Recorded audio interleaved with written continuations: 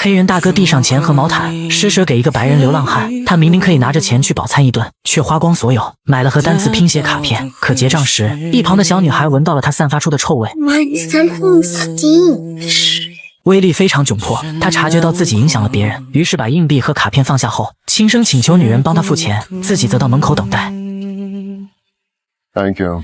威利宁愿去垃圾桶里找吃的，也要买下那些卡片，全都是因为他捡到了一本日记，上面没有致富秘籍，只有一个小女孩普通的每一天。可威利却视她为珍宝，因为他太孤独了，没有一个朋友。日记的出现填补了他心灵的空缺，像一个笔友一样，威利有了第一个朋友。而女孩同样也是孤独的人，妈妈去了天堂，只留给她了这个本子，还说相信只要每天记录生活，妈妈也能了解到她的点点滴滴。威利继续向下翻，可后面的内容变成了手写体英文，他皱起眉头，一个单词也看不懂，只能转头向他人求助。 Excuse me.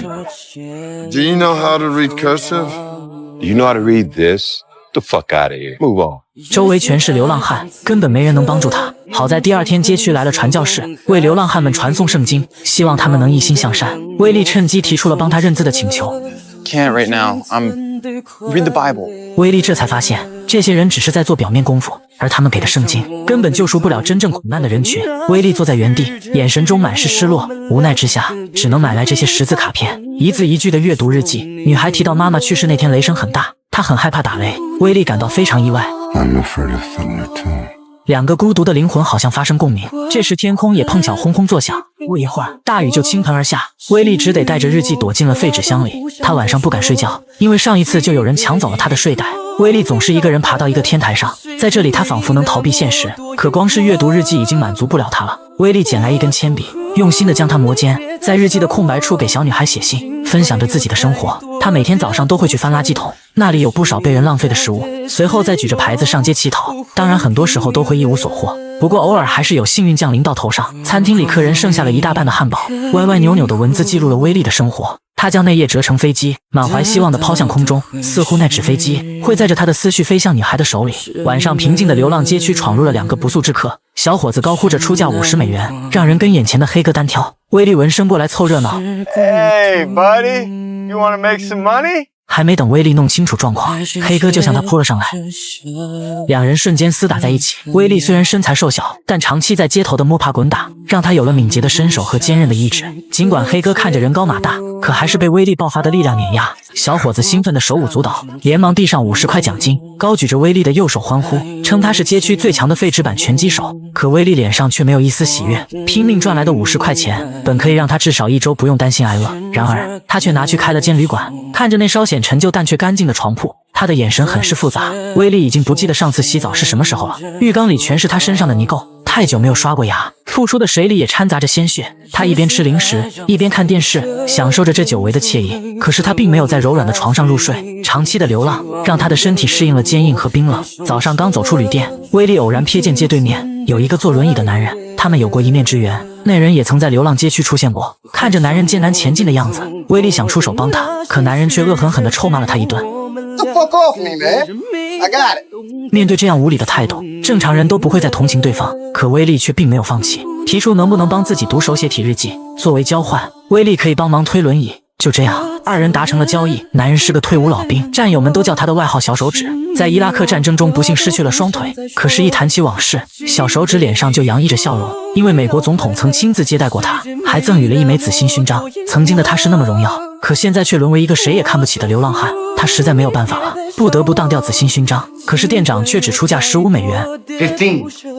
But if you want to buy this, it's worthless. Very. Fucking not worthless, man. It's my legs right there. 自己引以为傲的荣誉，在别人眼里还不如一块废铁，这简直就是侮辱。小手指心里气不过，冲着店长大骂一通后，威利带着他转身离开。他们在垃圾桶里翻到2块爬有蚂蚁的鸡腿，威利分享着这来之不易的食物。从那以后，他们成为了朋友。在小手指的影响下，威利也有了更多交流的对象。 You could have anything in the world that you want. What would you want? I don't want to be alone when I die. 威利唯一的愿望就是摆脱孤独。没想到第二天一早，他就遇见了一只流浪狗，眼神中满是无助。威利心生怜悯，抱着狗狗一起乞讨。路人似乎被这一幕触动，施舍的钱都要比平时多些。威利第一时间没有想到自己，而是给狗狗买了一盒罐头。他则在一旁翻阅起日记，看到句很有哲理的话：有些人在你的人生中只是过客，当他们离开时，你们就再也见不到了。狗狗短暂的陪伴了威利，像从未出现过一样。威利又重新变成孤零零的一人。当他感觉到孤独的时候，总是希望有人能向他投来目光，只是简单的眼神交流，威利的内心就会无比的满足。离新年越近，这种感觉就会愈发强烈。不过这一年不同的是，威利有了朋友，小手指和日记中的女孩。他又买了一本卖火柴的小女孩，小心翼翼地撕下封面，把它贴在了日记本上。女孩的形象仿佛更加具体了些。他们看着天边灿烂的烟花，期盼着新的一年能够过得更好。可小手指的想法却很消极，他很后悔以前没多抽烟，与其这样活到老，倒不如得肺癌离世舒服些。威利劝他乐观些，作为战争英雄，怎么能有这种态度？说到这里，威利灵机一动 Used to say war hero. 果然效果不错，路人看到牌子都表现出敬意，纷纷伸出了援手。这晚他们收获颇多，两人准备去开间房好好休息一番，可老板却临时涨价，要按人头收费。二人没有办法，威利只能被迫与小手指分别，独自回到街区。没想到那两个小伙子又在搞拳击比赛，威利通过自己的实力，一连干趴了好几个人，观众们纷纷被他的狠劲吓到。小伙毫不犹豫地结清了奖金，嘴里还不停地夸赞威利。 I'm spending big money, but it feels good. I think it's because I like you. I know it sounds weird to call you my friend, but I honestly like you, Willie. 威利心里很是开心，第一次有人亲口称他为朋友。这天小手指终于兑现了他的承诺，替威利读女孩的最后一页。女孩和往常一样，在学校时没有同学和他说话，他就只能回家对着妈妈照片倾诉。可酗酒的叔叔大发雷霆，不料却将烛台打翻，滚烫的火苗落在他的身上。女孩现在最大的愿望就是能去天堂与妈妈重聚。女孩的故事好像触动了小手指的内心，他念不下去了，跑到一旁自责起来。他不配和威利做朋友，因为他曾杀过人。 And you're a war hero. I killed a girl, man. 原来在战场上，敌方士兵抓平民当人肉盾牌，他当时别无选择，至今都无法忘记对面女孩恐惧的神情。看到小手指如此难受，威利出言安慰 You had to do it so you could be here. You could be my friend. 小手指自己都无法原谅自己，可威利却始终站在他这边。朋友在威利心中非常重要，他还学着对方，将自己的小手指也涂上了戒指。这晚小伙子又找他参加拳赛，为了帮助朋友，威利竟主动替他找人。就在两人厮打在一起时，第一次打架的黑哥拿着苹果偷袭了小伙，看着朋友被欺负，威利自然不乐意，冲上来就把对方放倒，还用锅子狠狠地砸了他一下。众人都被吓坏了，可威利却没意识到事情的严重性。小伙见状赶紧起身逃离，威利失手酿成大祸，只能躲上了天台。可楼下的警灯晃得他心里发怵。第二天，威利决定逃离这里，走之前先来到了父亲的墓地。他向小女孩讲述与爸爸的故事。 I don't know if he's happy or if he's sad watching me. I didn't grow up so good. 威利恨自己没有让父亲骄傲，不仅把人生过得一塌糊涂，如今还要背井离乡，开始逃亡之旅。他靠着墓碑向父亲告别。 Goodbye, Daddy. I'll see you soon. 晚上，威利路过之前的当铺，没想到橱窗竟赫然摆着一枚紫心勋章。他知道那是小手指的，于是果断将它赎了回来。威利偷偷摸摸地回到街区，竟看见小手指在寒风中睡着。他拿起自己毛毯，想要给他披上，可走近了才发现对方的身体早已僵硬，自己的好朋友离开了人世。威利替他盖上毯子，坐在一旁痛哭流涕。好不容易拥有的朋友，就这样永远地离开了自己。 My only friend, Pinky. 威利把小手指带离这里安葬，而那枚让他引以为傲的勋章则留在了他最后离开的地方。好不容易才处理好朋友的后事，威利刚刚钻进纸箱休息，没想到第一次送他毛毯的黑人找了过来。波普是街区管理员，虽然警方不在乎流浪汉的生命，但是威利失手打死同胞的事，他还要算账。波普警告他不要再替人打黑拳，可威利坚定地把对方当朋友。 They're not your friends, Willie. Yes, they are. Are they sleeping down here with you? They're not sleeping in a goddamn box, are they? They come here again, some dead motherfuckers. You got that? 原来那两个小伙一直都是在利用威利招流浪汉们打拳，也是为了拍视频博流量，还组织了一群小年轻买马赌博。得知真相的威利彻底崩溃了，不仅大力地砸自己遮风避雨的纸箱，还愤怒地挤压垃圾桶发泄，自己竟然为了金钱伤害同胞，这简直无法被原谅。 You're stupid, Willie. You're stupid.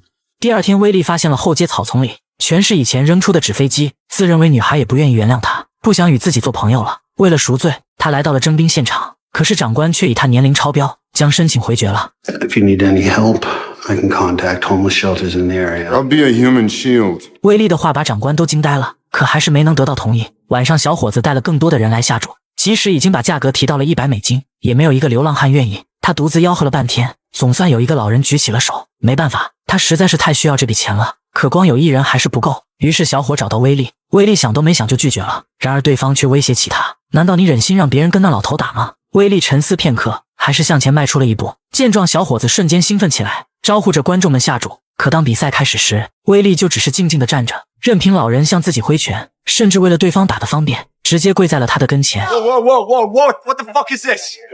Yes, Willie, get the fuck up now! 观众们认为自己上当了，纷纷大喊退钱。于是小伙拿起日记，威胁威利必须动真格的，否则就当场把他烧掉。可看着老人可怜的样子，威利怎么可能动手？ I'm not gonna hit him. Fine. No! 威利推翻了火炉，想要徒手把朋友救出来，可是最后日记烧了个精光，他的手也严重烧伤。威利被送到了医院，内心非常的自责，后悔自己做的一切，后悔自己没有保护好朋友。虽然日记已经没了，可里面的内容却深深的刻在了心里。他自顾自地背诵着女孩写下的文字，通过呼叫仪传遍了整个医院，直到他背完了整本日记，也没有注意到门口站着一个裹着纱布的孩子。与此同时，波普将小伙子的车截停，带着兄弟们包围了他们。看着他从车里掏出了真理，二人只能听话下车。小伙以为是抢劫，想要花钱消灾，可波普却并不要他的钱。 I want you two boys to fight each other. The winner gets to drive home, but the loser, they stay with me. 小伙被吓得不轻，为了保命，两人直接互掐起来。看着这一幕，波普也意味深长地笑了。原来这些不尊重人的公子哥，他们之间的友谊也不过如此吗？出院的威利独自坐在路边，双眼空洞的仿佛失去了灵魂。波普恰巧开车碰见，看着这个被朋友伤害的可怜人，还是于心不忍，又一次扔给他一条毯子，随后扬长而去。在波普的善意相助下，威利重拾了生活的希望。他像往常一样默默地站在路边乞讨。一个小女孩主动靠近威利，她脸上满是火焰留下的伤疤。原来女孩正是病房门口的那个孩子，同样也是日记真正的主人。她知道威利捡到了自己的日记，也被他的回信所感动。二人激动地相拥在一起。威利裹满白纱布的双手，此刻仿佛化作一对天使的羽翼，正如女孩日记里的原话。 I keep waiting for the angel mommy sent to hug me. 两个孤独徘徊的灵魂在此刻终于相遇，过往的所有苦难都悄然消散，在这一刻彻底化为乌有。